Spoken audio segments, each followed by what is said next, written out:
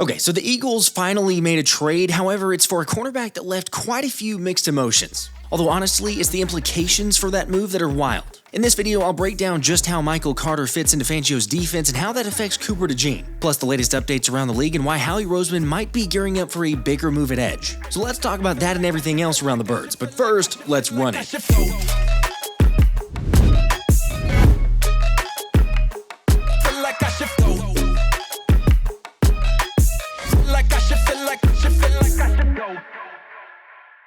What's up guys, do me a favor, drop a like on this video because Howie Roseman finally made a trade, as it was announced that he acquired Jets slot cornerback Michael Carter II and New York's 2027 7th round pick in exchange for giving up wide receiver John Mechie and Philadelphia's 2027 6th round pick.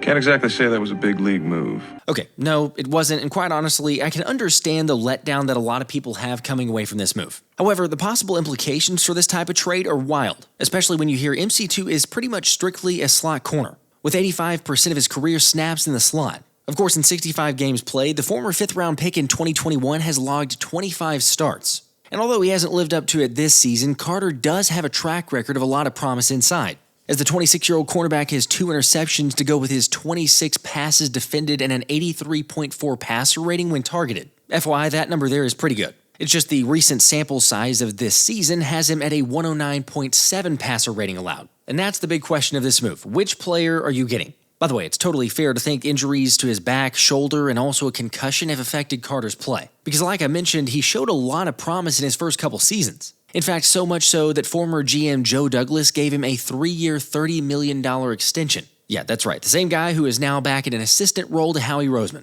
Now, who's to say if this pays massive dividends, but it does speak a lot or speaks volumes to the fact that Joe Douglas was willing to, at one point, not that long ago, 1 year ago, pay Michael Carter a $30 million extension. Although the flip side of that argument is naturally with the Birds making a trade for a slot corner, I can't fault anyone for starting to imply or wonder if that means Cooper DeJean is moving outside. Cooper, if he has the skill set to be one of the top 2 corners, what makes you want to keep him in the slot? Is it because he's so exceptional in that role? Did you consider having him full-time on the outside?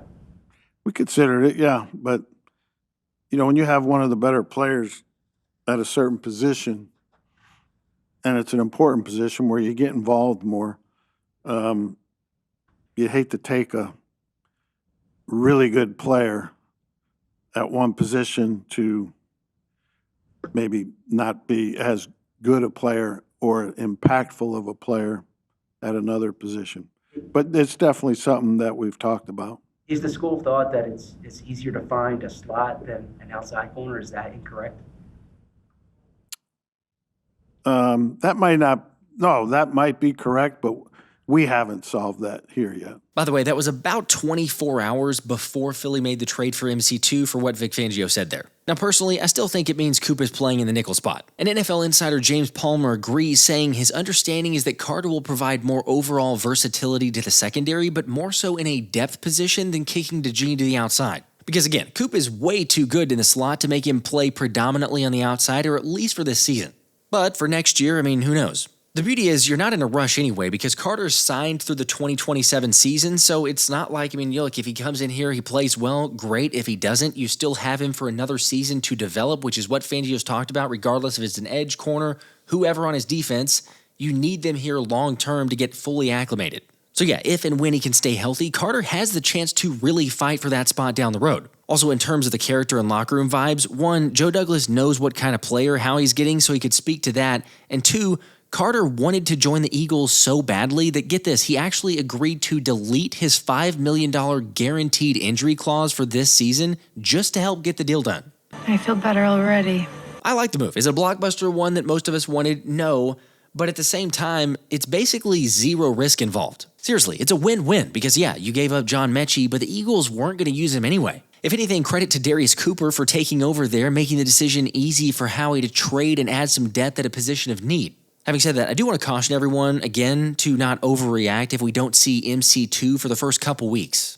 Like I said, it takes time to acclimate to Vic Fangio's defense. Plus, just about everyone, myself included, felt like the Tank Bigsby trade was a huge swing and a miss by Howie up until about a week ago. Yet all it took was one insane outing to change the narrative and call that move a win. Oh, speaking of win, congrats to Philly Rocks, or AKA Philly Mark, for winning the ticket giveaway via the randomized spinner following the Eagles' win last week. Mark, just need to hear back from you, so email me or DM me on one of the socials so that I can confirm it's you and get the tickets to you. Now, for everybody else, go ahead and leave a comment in this video, because if Mark does not claim them, then I'm going to pick one person from this video to win those tickets. Last week, Donald took a little bit, but I did hear back from Donald.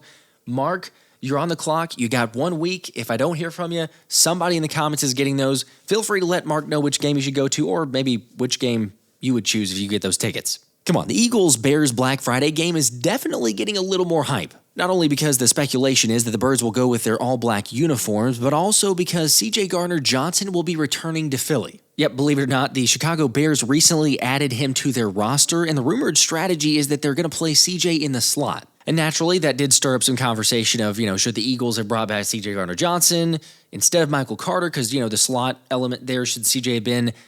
It's an argument for another day. Feel free to weigh in on that. I believe that Michael Carter, for a number of reasons, like I've said a number of different times, is a better move than Gardner Johnson coming back here. But he'll be returning to Philly for the Chicago game, like I said.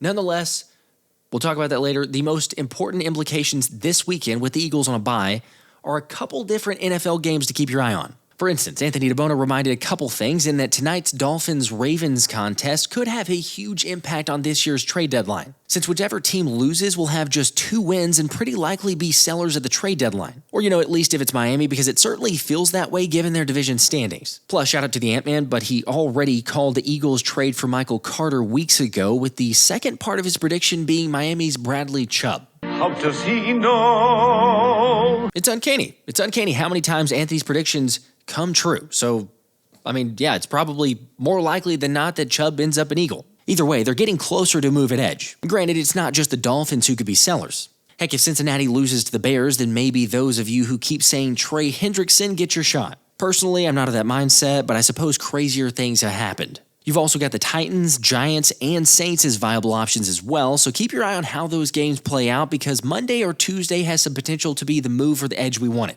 But before I get to the potential options there that make sense, make sure to sign up with Underdog for this weekend. Because right now, as one of the official season-long sponsors, you can get $100 in bonus funds when you play $5 and get additional gimme picks. All you got to do is scan the QR code there on your top right and use code PHILLYSPECIAL, or click the link in the description. Also, we're currently in Boosttober, meaning Underdog is giving out boosted payouts every single day. Plus, with the NFL action and deadline heating up, there's all kinds of other boosts you can take advantage of. So here's what I'm doing. Even though the Eagles don't play this weekend, there's a couple plays that I really like. And I'm going with Josh Allen to rush for more than 36 yards against Kansas City. Meanwhile, with the focus on Rashee Rice, I think Xavier Worthy will go higher than 45 receiving yards. And then for my third pick, I'm taking Jaden Daniels to throw at least 2 touchdown passes. Kind of risky, I know, especially with Terry McLaurin out after re-injuring his quad last week. But at 3-5 and their backs against the wall, I think Jaden does all he can to try to keep the commies in it. By the way, I still think they lose, but they'll be trailing, so at least, he'll be throwing it. Anyway, feel free to let me know what you think about those plays. In the meantime, make sure to get signed up, scan the QR code, use code PHILLYSPECIAL. $5 gets you $100 in bonus funds. Gimme picks, crazy boost to end the month. Get signed up. All right, cornerback doesn't feel as likely anymore with Howie, but there's still a need on the D-line, which is why I had Eagles writer Anthony DiBona on earlier this week to discuss potential legit options Philly could consider. Yeah, I've said this even before the Brandon Graham coming out of retirement and Nolan Smith coming back. I'm still thinking that edge should be more of a priority over cornerback, because all along I've been a little bit more confident in Adoree Jackson than most people, but also the fact that Vic Fangio kind of spoke relatively highly of Jakorian Bennett, because he was saying listen, he showed flashes, but I didn't still get my full evaluation of him. So the fact that it seems like he's going to be healthy coming out of the bye week, and Kelee Ringo, he's had a couple rough showings, but he bounced back this week where he didn't let Darius Slayton or Wendell Robinson, they were each targeted at least once against him, didn't allow a single completion. So obviously not the greatest caliber of opponent and wide receiver that he went against, but it's better than the performance he had against them the first time around. So I'm personally more comfortable with the cornerback room, and I also just feel like if you're going to add somebody in the middle of the season, if you just look at the way Vic Fangio's defense is structured, it seems like the cornerbacks need more time than the edge rushers to get acclimated and then to play right away, because we saw a guy like Jalyx Hunt play a lot sooner than we expected as a rookie. And he was not only was he new to Vic Fangio's scheme, he was new to playing the position.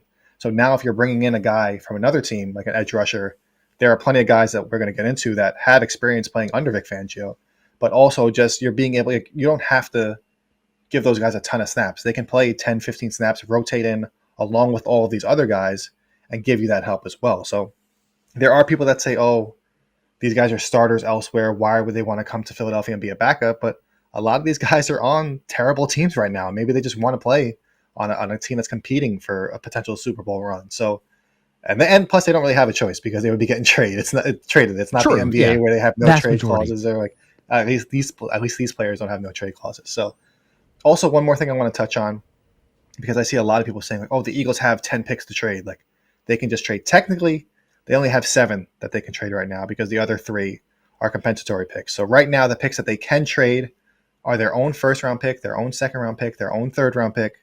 They have the third-round pick from the Jets, their own fourth, a fifth-round pick that's conditional from the 49ers, which could become a fourth-round pick, depending on how many sacks, if Bryce Huff ends up getting 8 sacks or not, and then the sixth-round pick from the Vikings. So those are the picks that they can trade right away ahead of the trade deadline. And then they're scheduled to get a third-round pick from Milton Williams, a fourth-round pick for Josh Sweat, and a fifth-round pick from Mekhi Becton for the compensatory picks in the 2026 draft. So lots of ammunition, which, it can go both ways. It's like, okay, they can't technically trade them, like you say, but if Howie Roseman knows in the back of his mind, like, okay, we've got some of these, then, trade away some of theirs, keep the compensatory picks. Still a lot of different potentials for what he could throw out there.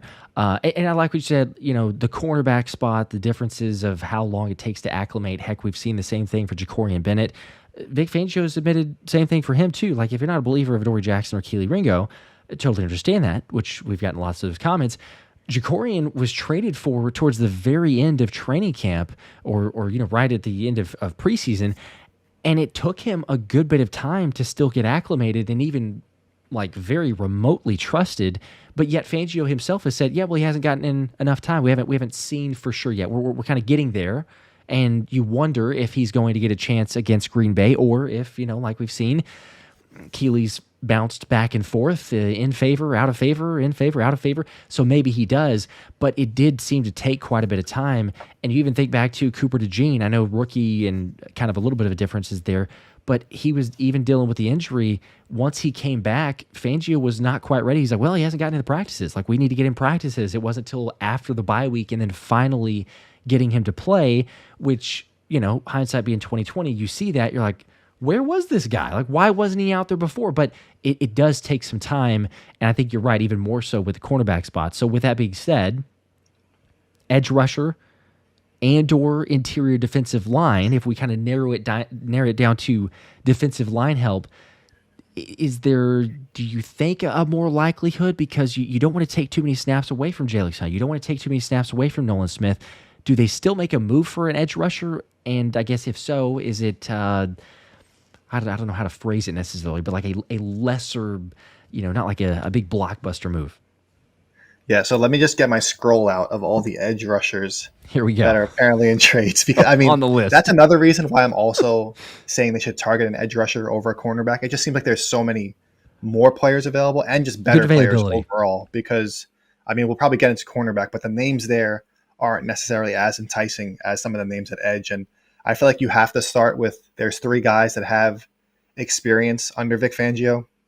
2 of them have multiple years of experience playing under Vic Fangio, and the first one, and that's Jamon Jones. He's currently on the Titans. He actually played under Clint Hurt in Seattle, and then he was playing under Fangio in Denver for several years, and now he's potentially available. We've seen the Titans already trade Roger McCreary for just a late day 3 pick swap, so it seems like they're going to be sellers at the deadline, and he feels like a player that when he was cut in the offseason, I said he would fit perfectly along the Eagles. Like, if you look, especially, you were banging the table for quite a bit for Jamon Jones. Yeah, I remember that.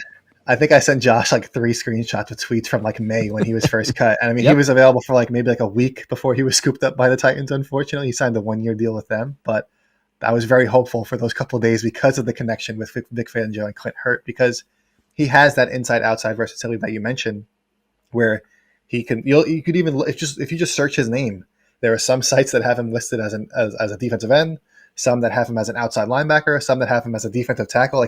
But that's what he can do. He can literally play. He's a bigger guy on the edge, but he could also slide inside and play, which we've seen the Eagles do at times with Jalen Carter, where they have him all of a sudden he's way outside the tackle, and then sometimes he's inside. Especially with all these stunts they've been running and having a lot of success with lately, like he would help a ton with that with his size. So he's probably the top target on my list, just given that he has that experience, but also that positional versatility. And then the other two guys I feel like we've talked about so much, but they're both in the Dolphins. Jalen Phillips, who's more of the younger, like I guess the better, more higher upside, like long term, but he's on the final year of his deal, and that's Jalen Phillips. And like I said, he's battled a ton of injuries, but when he is healthy, he looked like he was going to have a career year in that one season with Fangio in 2023. But on the flip side, you could go with the safer veteran in Bradley Chubb, who's a little bit older, has more production, but doesn't necessarily have the same upside if you're going to sign him to a contract extension, because he does have some years remaining on his contract, but I don't think he has any remaining guaranteed money because of the restructure that he did with the Dolphins. So those three are the names that I would really focus on because of their experience, but I literally have 5 other names here, and I don't know if you want me to rattle them all off, but I mean, there's just so many possibilities with this edge market. There are a ton of names. I am curious. I may have you run through those here in a second, but I agree with you. We talked about this going back and forth again, to the extent of maybe you get someone who's more versatile. And I was texting you, I'm like, hey, it just feels like Jalen Phillips, which I'm holding to. It feels like Jalen Phillips is the most likely, certainly for edge rusher. But you did make a great point. You're kind of alluding to it here as well, but you did make a great point as we're texting back and forth. It's like the way things have shaped up now, and if you're getting Nolan Smith back and BG and all these other guys that are, going to be making some plays, it might behoove you to go with the guy who's got more of the versatility, like a Draymond Jones, who can play at both of those spots or multiple spots, because you've got Jalen Carter, sure, you got Jordan Davis, you got Moro Ojomo, but then that fourth guy in the rotation there, it's kind of been hit or miss. I mean, I know Byron Young's had made some plays, you've had instances, but it's kind of been a hit or miss for that other guy. Yeah, and Ty Robinson has been relatively underwhelming. He's shown a few flashes, but just hasn't really played enough to kind of establish himself. It doesn't seem like Vic Fangio really wants him to play too much right now. But a name that also kind of fits that Draymond Jones mold. This is maybe more of an interior guy, but I don't want to take any credit from Jimmy Kempski because he had proposed the idea in his article. But old man Calais Campbell is still out there balling, and apparently I think there was a report that both the Chiefs and the Eagles were interested in signing him this offseason, but obviously he didn't sign with either team. But if he is available, he's another guy. Maybe he is just at the point where he's chasing a ring in his career and he wants to get traded and they're going to do better by him. But he's another guy that it feels like for probably over a decade now, people have been wanting to see him on the Eagles or some iteration of him we talked about him. I remember we had a specific stream where we talked about him, the same thing. It was like, there he is. He's out there. He's available. And yeah, I mentioned it in a recent video also. But it's like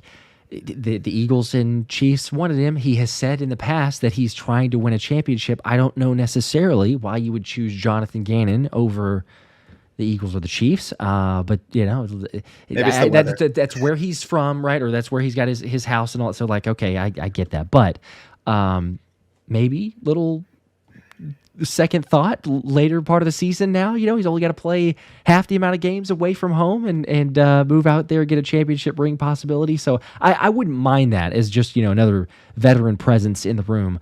But like you say, there's just a plethora of options. So you might as well, your list, you might as well run through some of the other guys to keep an eye on. Should I do it in an auction voice? Hey, we got this guy. Here's the chances and possibilities. So, next one's going to be another popular name that I feel like a lot of people have talked about, and I've hyped him up on Twitter as well.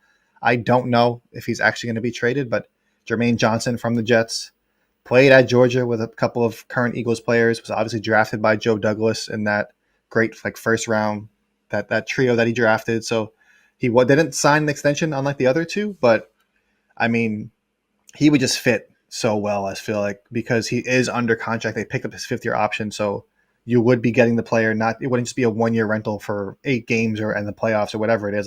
You're going to be getting him for next season too, which is huge because right now you only have Jalyx Hunt and Nolan Smith as far as guys on the edge that are under contract beyond this season. So now if you're just adding Jermaine Johnson into that mix, you have those 3 guaranteed for next season. That would be a phenomenal situation to be in. But beyond that, I mean, Carl Granderson on the Saints is another kind of bigger bodied guy. He's been super productive this year, but because they're so bad and because they gave Chase Young that contract, does he possibly become available? He would be a name that I would find intriguing. Kayvon Thibodeau, a guy that we talked about already, who the Eagles hosted on the top 30 visit. I don't think the Giants would ever trade him to the Eagles, but if they did, I would greatly appreciate that because I think he's a damn good player. Very much so. Another guy that the Eagles hosted on the top 30 visit, Arnold Ebiketie on the Falcons, who we've talked about before, but he's kind of been lost in the shuffle because they added those 2 young pass rushers. So is he maybe the odd man out in Atlanta and could potentially get moved? And then lastly, the other guy in Tennessee, and that's Arden Key, who's potentially available. He's been mentioned. He's younger than Draymond Jones, but it feels like he's always been that guy. Like he has this upside, but hasn't necessarily reached it. But he has shown flashes, so which might be the perfect kind of rotational guy to bring in where you're not relying on him to play 30, 40 snaps.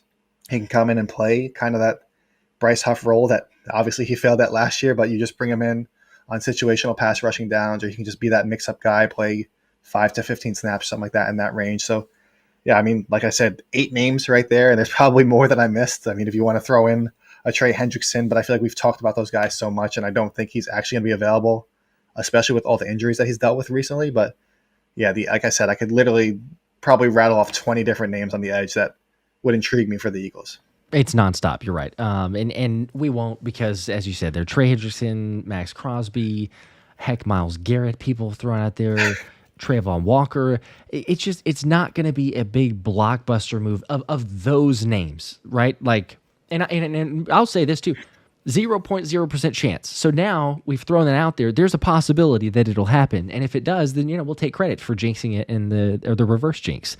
But it does not feel like they're going to that far to the extreme.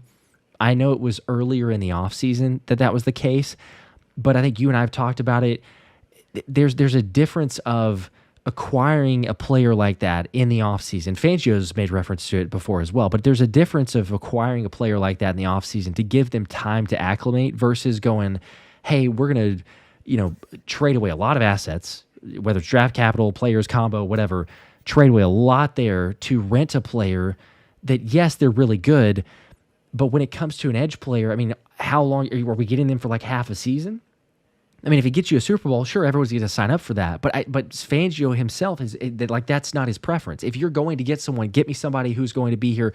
Maybe they help us this year, but more so it's we got them for this year and the next year too to kind of grow into the system. So that's where I just don't see that combined with they're eventually going to have to get Jalen Carter's deal done. They're going to have to get Nolan Smith here done, and it does come down to a certain amount of snaps.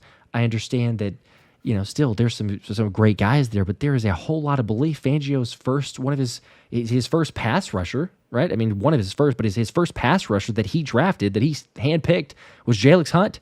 So, there's some affinity for that. You hear it in every press conference. Like you can't help but tell he is incredibly high on Jalyx's ability, and he's still pushing him because he's like, he's not there yet. He's getting better, but you can tell how much he appreciates that. So, if Vic and Howie, which I got to imagine they're having these conversations, like, oh, hey, where are we at? Fangio doesn't want to take away snaps to where all of a sudden it's like, hey, Jalyx got 10 snaps this game, right? Like that. There's the belief there. The pressures are there too. And so I think that it's like, hey, we're close. We could probably add another body as far as the edge rusher goes, but I don't think, and maybe I'm wrong, I'll admit if I am, but I don't think that there's a big blockbuster trade for an edge that's coming. Yeah, I don't see it happening, not only because of, like you mentioned, this like the mid-season of it all. Like that's usually, it seems like if a team is going to take that gamble, it's like they're really desperate where they have like no talent at that position and they're like a Super Bowl contender. Like you saw the Rams do a couple of years ago when they traded for Von Miller and it worked out. But a lot of times these mid-season trades, to be completely honest, they usually don't work out. A lot of the times those teams regret that move. And that's why maybe you're seeing teams be a little bit more conservative this time around, where all of the recent trades that we've seen have been just late day 3 pick swaps. I mean, Roger McCreary was traded along with a 2026 6th-round pick to the Rams for a 2026 5th-round pick. And then today, the Patriots made 2 deals, where it's Keon White, who was a guy that was kind of in that same list that I just rattled off, where he's another young guy. He has shown promise. He actually has another year remaining on his rookie deal, and he was traded along with a 2026 7th-round pick to the 49ers for a 2026 6th-round pick. Like it's crazy to see these guys go at such a little value, and that's why I tweeted right away when the competition was reported that like if this is the asking price, for these kind of inconsistent young players that are on their rookie deals. I could see how I think Howie Roseman is definitely going to make at least one trade.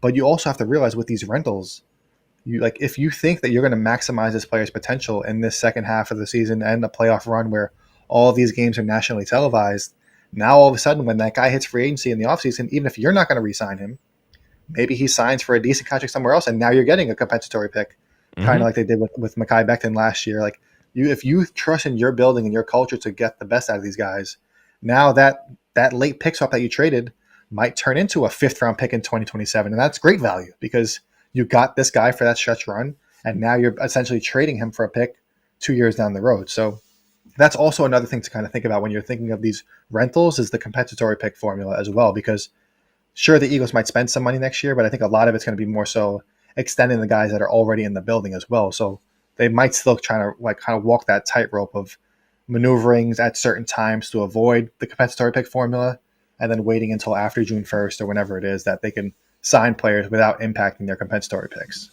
And you think about too, this kind of reminded me, but the idea of a player coming in, maybe not making or having a great impact. It's not just the Eagles. It's all over the place, And you think about the Chiefs trading for and getting Josh Uche, it did nothing. Like there was absolutely nothing. And you could say has he been great this season? Probably not great, but he's made some plays. I mean, he's been impactful. So it's not like he couldn't have somehow gotten on the field a little bit and helped KC, but he just in the Super Bowl was the healthy and active.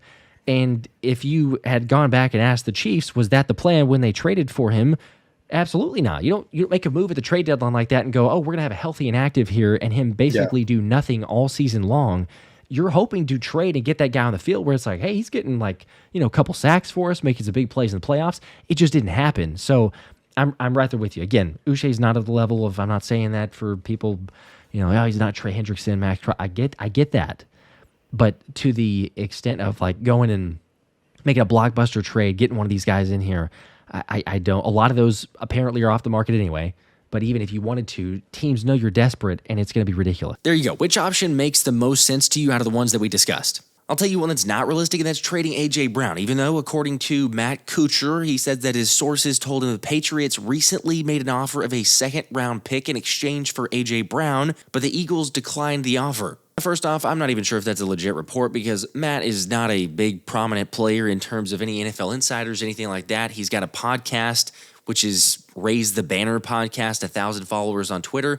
But this thing's taken off and running like crazy now. People just seeing that and going, oh my gosh, the Eagles are trading A.J. Brown or thinking about it. But the other part that comes into play is that the dead cap would just be insane. Philly is not going to move on from A.J. Brown ahead of the deadline.